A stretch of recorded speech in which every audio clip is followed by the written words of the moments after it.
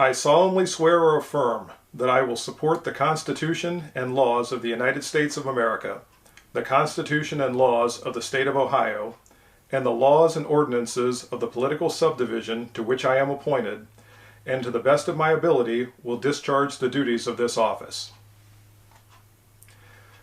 This is the oath sworn by every law enforcement officer here in the state of Ohio.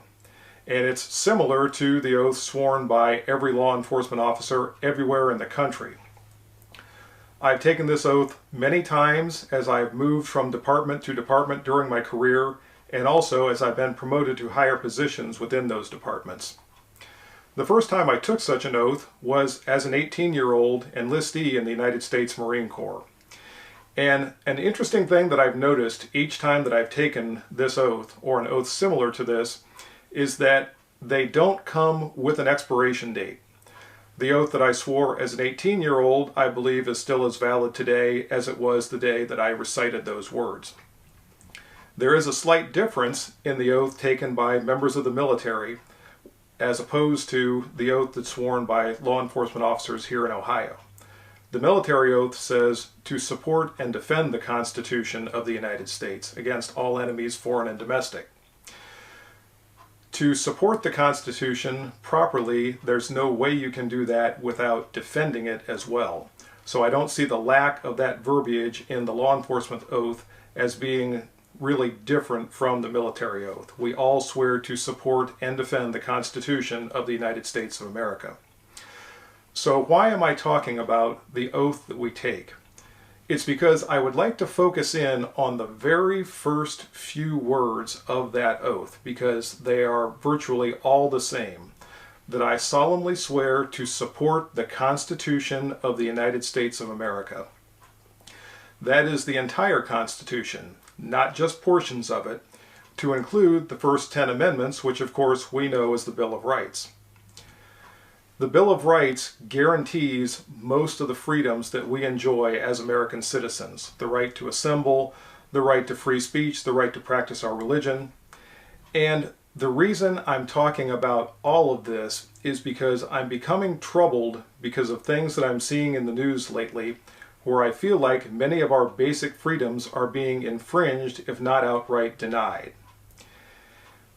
Many times people are looking to the police to enforce these policies that are being presented, and I want to point out to everyone that our oath to the citizens we serve is to protect their constitutional rights.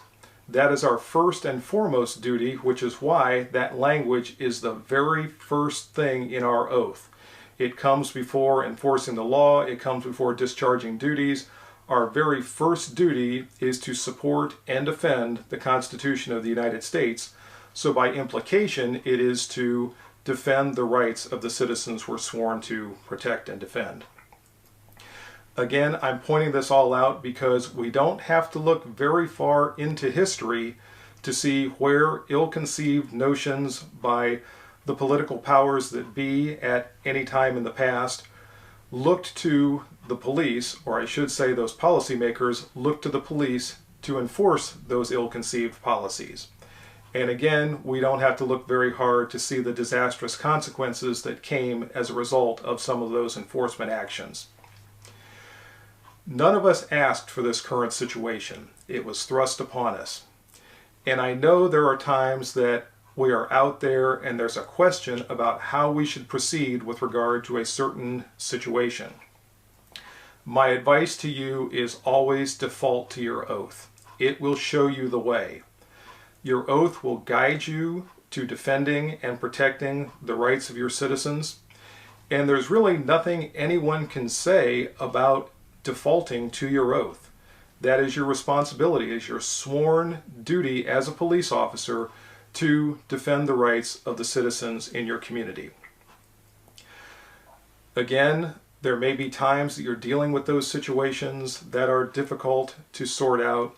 You may have dueling political interests that are trying to direct you one way or another, but my advice to you is always default to your oath, always support and defend the constitutional rights of the citizens you're sworn to protect.